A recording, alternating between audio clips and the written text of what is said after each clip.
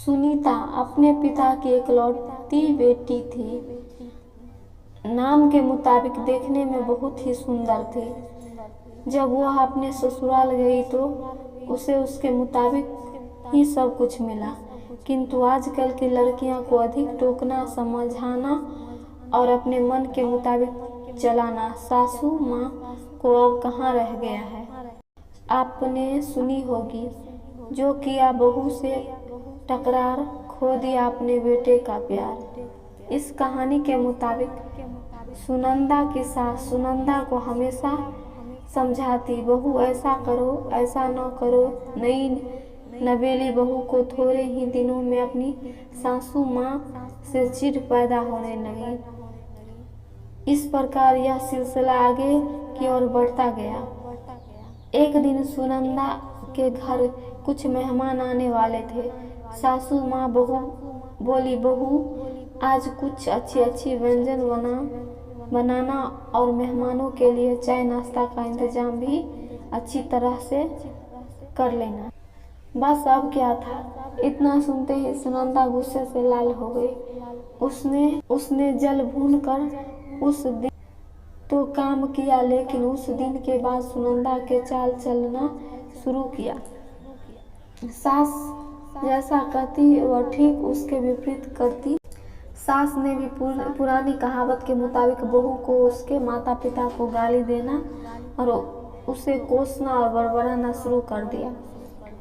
दोनों सास बहू में आनाकानी हमेशा चलता रहता था। एक दिन सुनंदा अपने पिता के घर रोती पीटती पहुंच गई। वह अपने पिता से बोली, पिताजी आप तो डॉक्टर हो, मुझे कुछ ऐसी दवा दीजिए जिसे खाकर वह बूढ़ी गूंगी हो जाए, क्योंकि वह मुझे गंदी गंदी गालियां देती है। इस पर पिताजी कुछ सोचते हुए बोला, बेटी मेरे पास एक ऐसी दवा है, लेकिन यह कड़वा है जो आसानी से नहीं खाएगी, इसलिए मैंने एक युक्ति सोची है। तुम हर रोज 1 महीने तक यह दवा अपनी सास को खाना में मिलाकर खिलाती रहना। ठीक 1 महीने में वह पूरी तरह गूंगी हो जाएगी। लेकिन हाँ, यह दवा थोड़ा कड़वा है, इसलिए तुम खाना इतना प्यार से खिलाना कि उसे पता ही ना चले। दवा देकर सुनंदा खुशी खुशी अपने घर आई और पिता से कहे मुताबिक अपना काम शुरू कर दी। अब सास जो भी कुछ कहती उसे वह मानती और उलटकर जवाब भी नहीं देती, क्योंकि वह जानती थी कि बुढ़िया तो अब महीने भर में गूंगी होने वाली है, बोल ले जितना बोलना है, उसके बाद वह चैन से रहेगी। अब हर रोज वह प्यार से चुटकी भर दवा खाना में मिलाकर माँ जी को खिला देती। माँ भी समझती शायद उसके माता पिता ने इसे समझाया बुझाया है, इसलिए यह लड़ना झगड़ना बंद कर दी है। अब माँ जी भी बहू की खूब प्रशंसा किया करती थी और बहू भी प्रशंसा सुनकर प्यार बातें किया करती थी।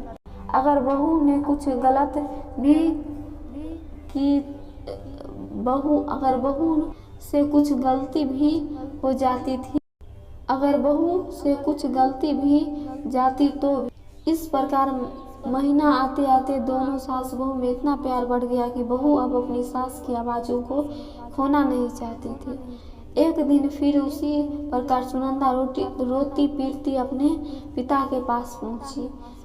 पिताजी बोले, अब क्या हुआ? सुनंदा बोली, पिताजी अब क्या होगी? मेरी सास बहुत अच्छी है, मैं उसकी आवाज़ खोना नहीं चाहती, वह मुझसे प्यार से बात करती है। अब मुझे कोई ऐसी दवा दीजिए जो मेरी माँ जी को दिया हुआ दवाई का असर काट सके और वह गूंगी न हो पाए। इस पर पिताजी हंसते हुए बोले, बेटी तुम रोना धोना बंद करो और खुशी से रहो। जो दवा मैंने तुम्हें दिया है वह कोई दवाई नहीं था, वह रिश्तों में घुली करवाहट उतारने की तरकीब थी। मगर अगर मैं ऐसा नहीं किया होता तो तुम शायद आज सुधरी नहीं होती। बेटी इसी प्रकार यदि तुम अपनी सास के साथ अच्छे से रहोगी तो वह भी तुम्हें अपनी बेटी के समान प्यार करेगी।